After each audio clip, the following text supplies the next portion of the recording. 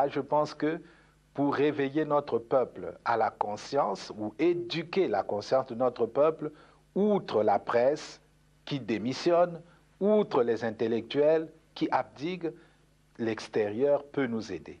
Quand on est engagé, la peur s'estompe. Quand on n'est pas engagé, la peur occupe le lieu qui devait être rempli par l'engagement.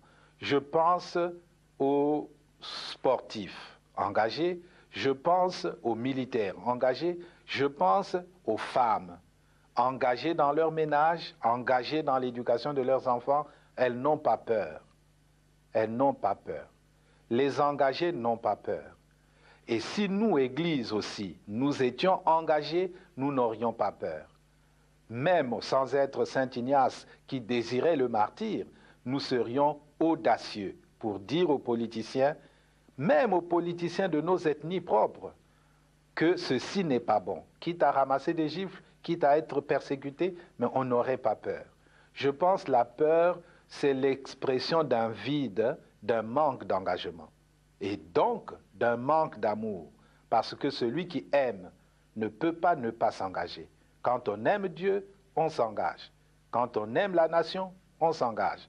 Quand on aime les autres, on s'engage. Quand on n'aime pas, pourquoi s'engager?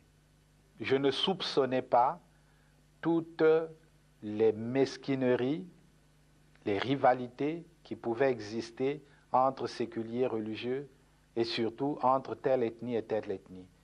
Au point même que j'ai peur de ne pas abuser, que les péchés dont souffre notre société ont pris racine chez les prêtres. Et peut-être, en parlant comme ça, je suis en train d'en blesser, mais je ne pense pas, je dis la vérité. C'est-à-dire, beaucoup de nos prêtres sont inaptes à exercer la prêtrise, dans la mesure où le cancer dont nous souffrons tous, c'est-à-dire le tribalisme, a des racines dans leur cœur.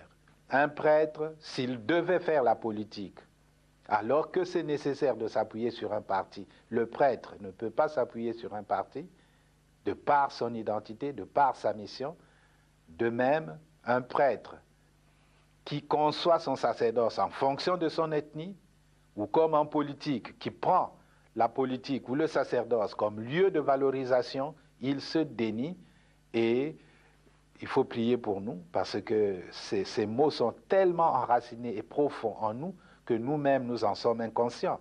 Donc il faut nous aider et c'est là où, pour revenir aux questions antérieures, l'extérieur est utile. Moi, Laurent peut me dire que ça, c'est pas bon. Quand j'étais nommé évêque, j'ai écrit à tous les amis jésuites, est-ce que le Saint-Père s'est trompé? Et je suis allé le lui dire d'ailleurs, que je pense que malgré vos succès, Saint-Père, vous vous êtes trompé en me nommant évêque.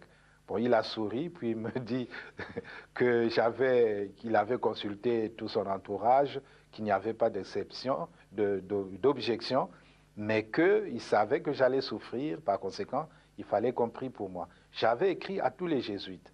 C'est peut-être une erreur que je sois évêque, ou c'est peut-être une usurpation de ma part. Ce sont les autres qui m'ont dit non, c'est ta vocation, c'est ta mission, il faut l'accepter, il faut porter la croix. Et je pense, c'est dans cette logique que Laurent n'a pas hésité à m'envoyer une équipe, parce qu'il se savait que j'étais en mission du Saint-Père, en mission évangélique, et que la persécution était tout à fait normale, et que je devais la supporter. Dans les groupes de prière, beaucoup savent que tel leader, ce n'est pas un envoyé de Dieu. Tel leader, il ne parle pas pour unir le peuple. Ils le savent dans les groupes de prière parce qu'ils ont des dons, comme nous l'avait confirmé le Père Tardif. Beaucoup ont des dons de prophétie, de voyance, etc., etc. Ils n'ont pas le courage de le dire. C'est ça le grand péché de ceux qui prient et surtout des prédicateurs. Ils n'ont pas le courage de dire ce que Dieu leur dit. Quitte à ce qu'on soit persécuté, ce n'est pas qu'on ait la vocation de la persécution, mais la parole de Dieu, il faut la dire. On n'a pas ce courage. Deuxième handicap, beaucoup de ceux qui ont prié excusez-moi de dire cette révélation, ont dit que j'étais, disons, l'élu. Il fallait que je fasse ma mission. Ce sont seulement les sectes qui ont eu ce courage de venir me dire « Tu es en bonne position, c'est Dieu qui t'a appelé. » Mais Dieu sait si je guidais le renouveau. Et tous ceux du renouveau, surtout ceux qui n'étaient pas de mon ethnie,